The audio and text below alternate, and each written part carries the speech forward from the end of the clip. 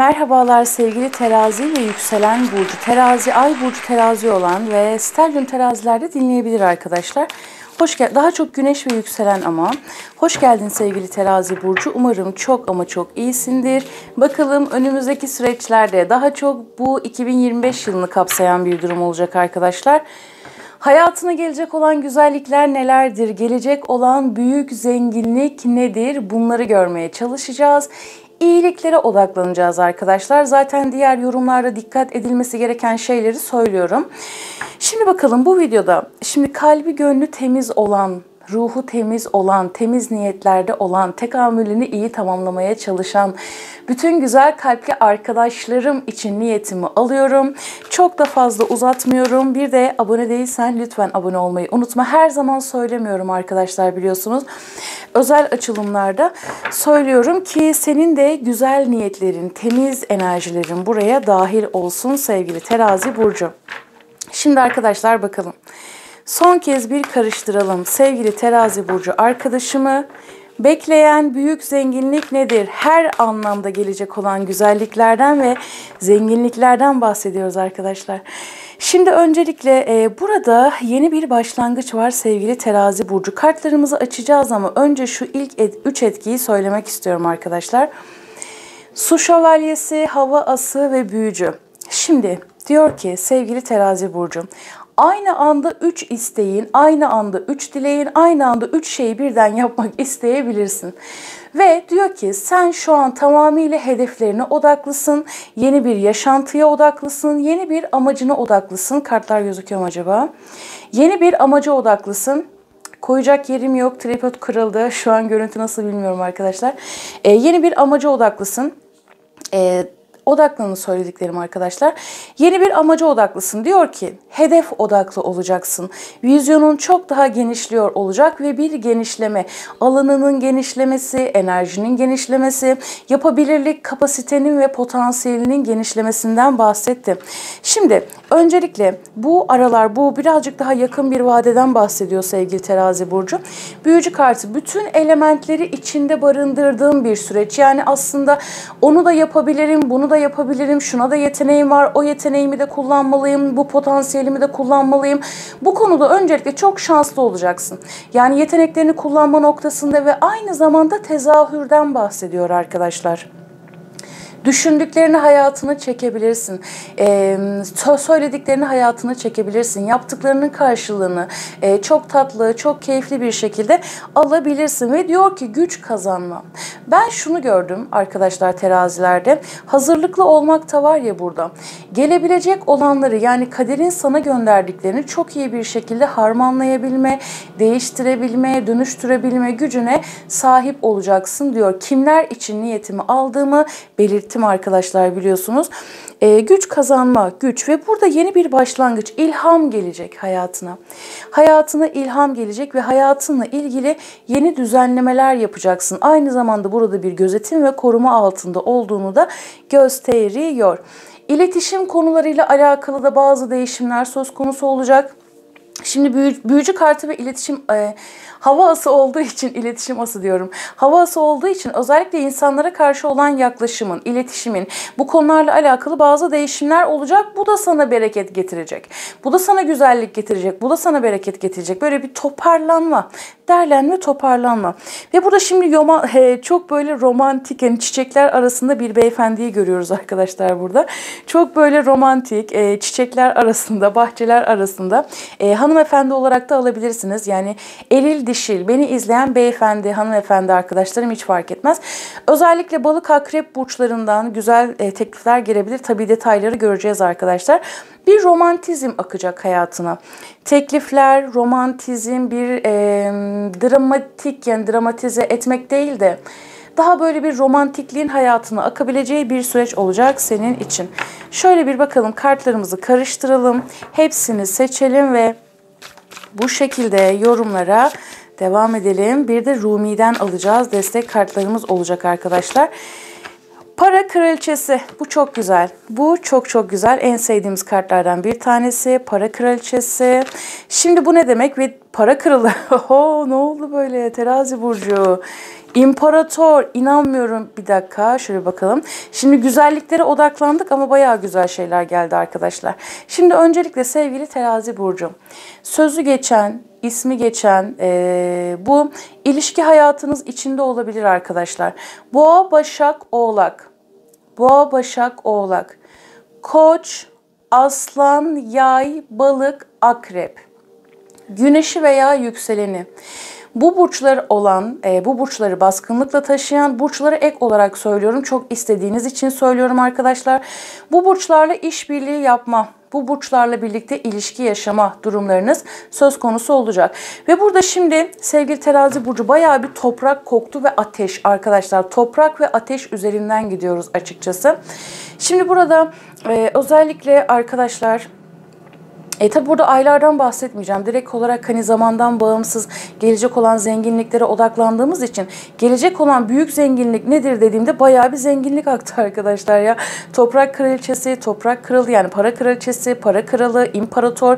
Şimdi burada diyor ki çok daha zarif, çok daha pratik, çok daha kabiliyetli, çok daha yetenekli, çok daha görünür olma. Ayaklarının yere sağlam basması ve evet ben buradayım, ben varım. Toprak enerjisi, sağlamlıktan bahsediyor sevgili Terazi burcu. Ve burada arkadaşlar güçlü insanlarla işbirliği yapabilirsiniz. Bu sadece işbirliğinden bahsetmiyor. Yapacağın görüşmeler. Yani her işi yapan milyonlarca insan var ama işini profesyonelce yapan kişi sayısı çok az biliyorsunuz arkadaşlar. Burada güçlü insanlarla iş yapmak. Yani devlet ile alakalı kişiler olabilir, işte ortaklık olabilir, işini yeteneğini gören kişiler sana sponsor olmak isteyebilir, ortaklık yapabilirsin gibi gibi bu konular bu şekilde. Şimdi burada diyor ki öncelikle para konularında çok şanslı olacaksın gerçekten maşallah diyelim. Bayağı bir zenginlik aktı.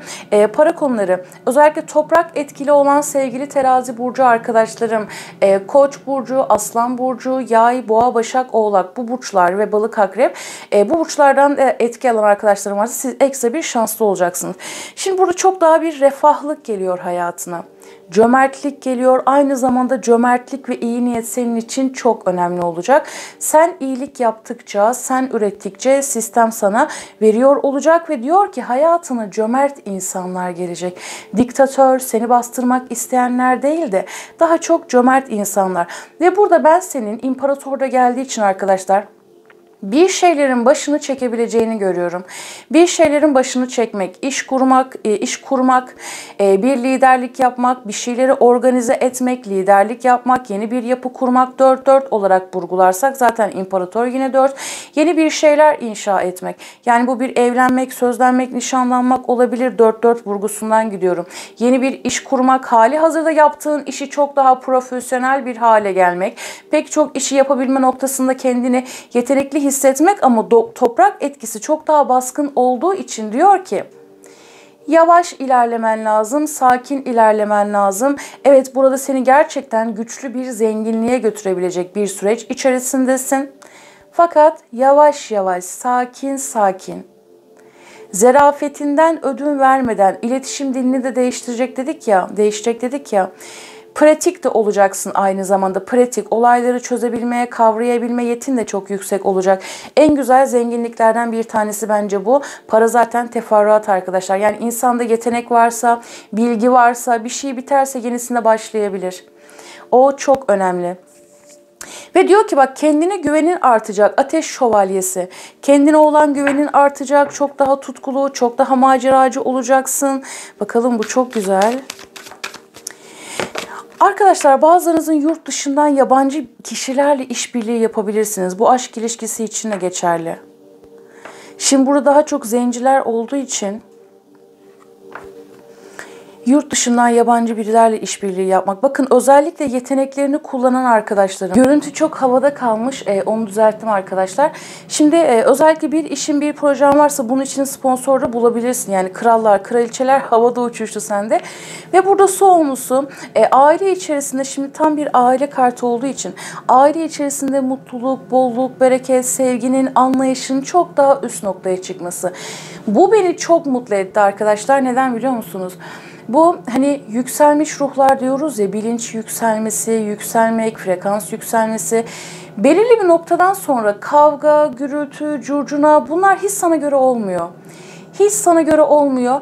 Onu aşıyorsun. Zaten hangi arkadaşlarıma niyetimi aldığımı söyledim. Yine altını çiziyorum. Hani böyle kavgayı bile artık komedi haline çevirebiliyorsun mesela. Böyle bir etkiden bahsetti.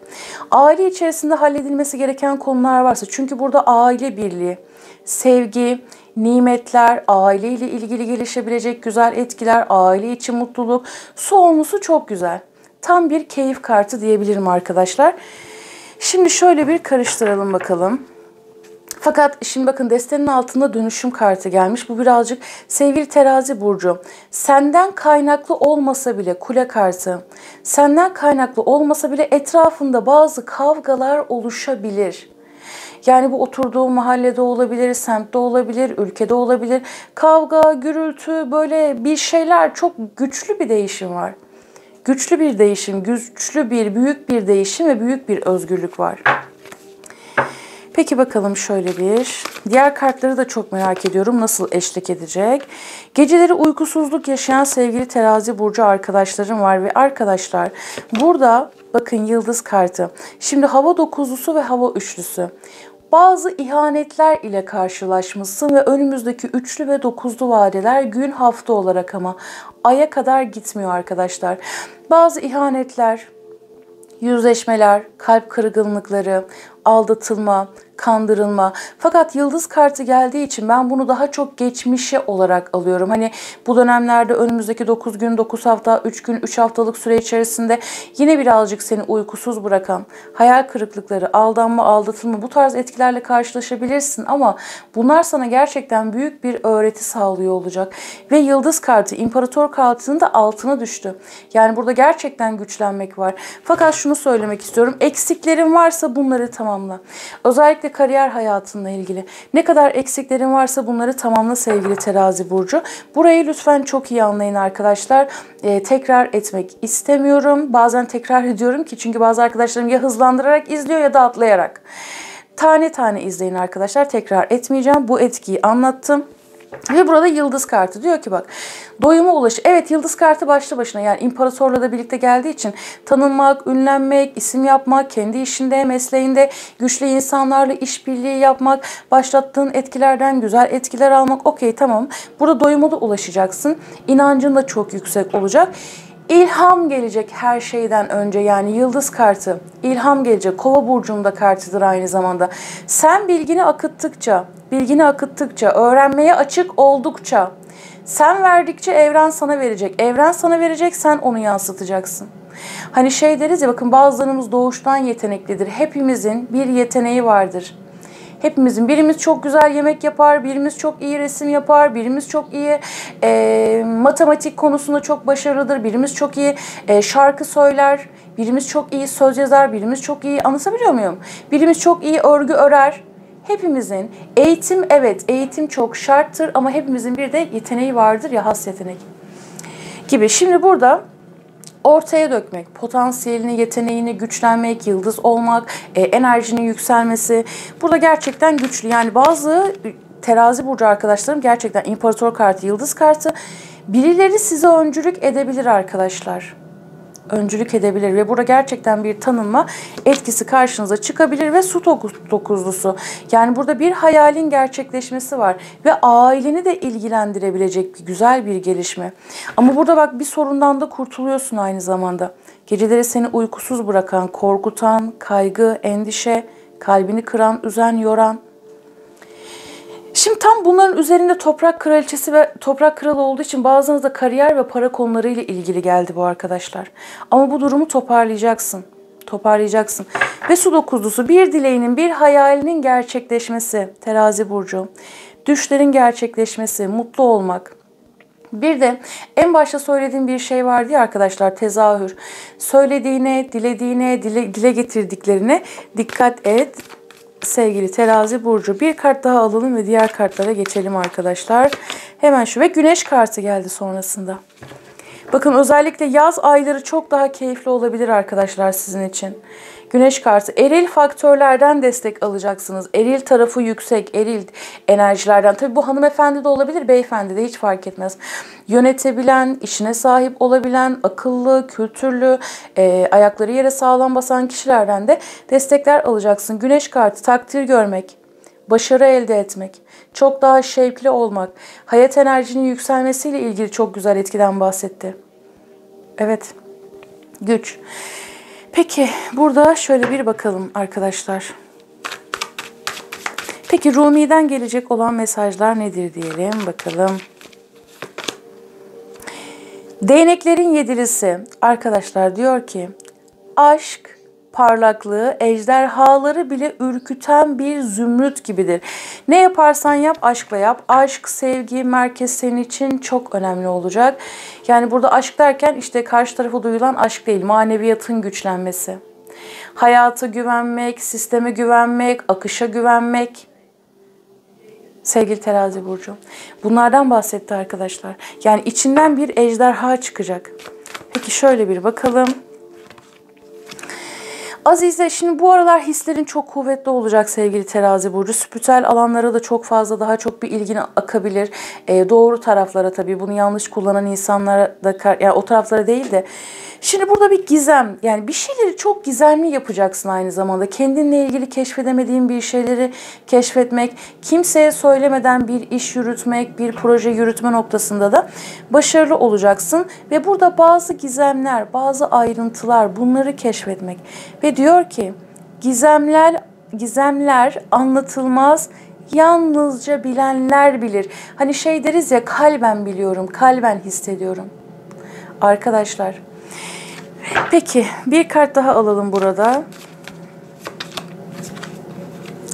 Dinarların dörtlüsü geldi arkadaşlar. Gecikmeden bana kaç. Ben geçilmez bir kaleyim dedi. Burada arkadaşlar inanç noktası, işte orada teslimiyette kalmak. Yani bu çok güzel mesajdı. Teslimiyette kalmak. Hani şey vardır ya, iste benden ne istersen, ama kalben, saf enerjilerle, temiz enerjilerle, sadece maddede kalarak değil, sadece dünya aleminde kalarak değil. Orada sen ne kadar zaman kaybedersen kaybet, ben zaten yani bu tabii bunlar çok hassas konular ama gel diyor, yani senin gitmen gereken yolu doğru çekil diyor.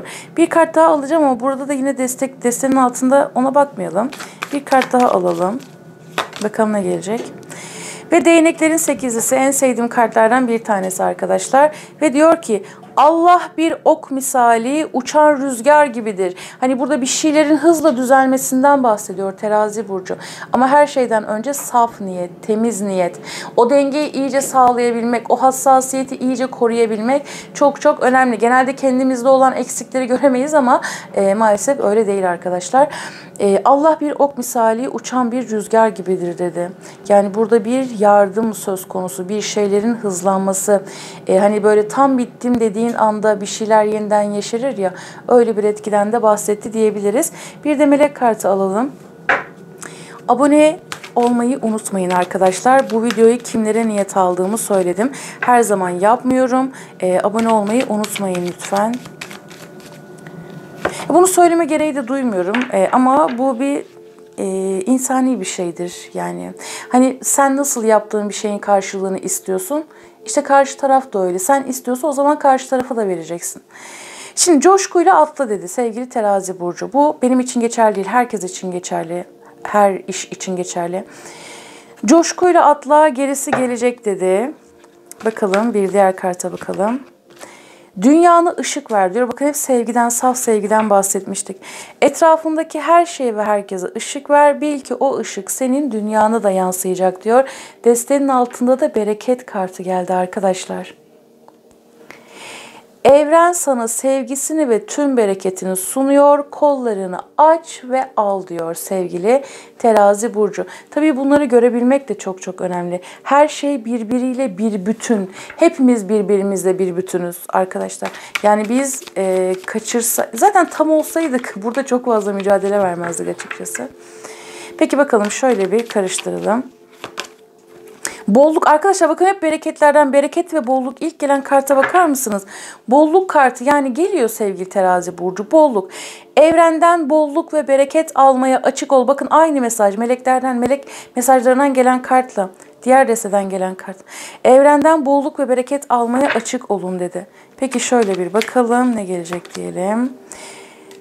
Şımarmak, kendini şımart, dinlenmeye zaman ayır, bedeninin ve zihninin rahatlaması için bir süreliğine sessizlik iyi gelecektir dedi. Hemen bir adet daha alalım, bir de hayvan ruhu alalım. Ve ilkbahar, zaten yaz ayları ve ilkbahar aylarını çok baskılayarak vurguladı arkadaşlar. İstediğin şey ilkbaharda senin olacak. İşte o süreye kadar sanki böyle tam bir toparlanma süreci senin için. Yeniden doğuş, ruhsal yenilenme, sevgi ve gelişme ilkbaharda dedi. Sanki böyle bir kalıptan çıkacakmışsın gibi. Hemen bir bakalım hayvan ruhundan ne gelecek diyelim. Ve güvercin ruhu geldi. Ay çok tatlı. Her zaman çıkmaz arkadaşlar güvercin ruhu. Ve huzurlu ol dedi. Huzur, kalben huzurda kalmak. Hani yanı başında bir şey olsa bile bil ki, aslında şunu söylüyor yani, olsa bile o olması gerektiği için. Hani sen zaten bir şeyler için elinden geleni yapıyorsan o zaman teslimiyette kal. Huzurlu ol dedi, huzurda kal, huzurlu ol. Bir de şuna bakalım, denizaltı ruhu geldi, izle ve bekle. Peki mesajlarım bu şekildeydi terazi burcu. Her şey gönlünce olsun. Kendine çok iyi bak. Görüşmek üzere. Hoşça kal.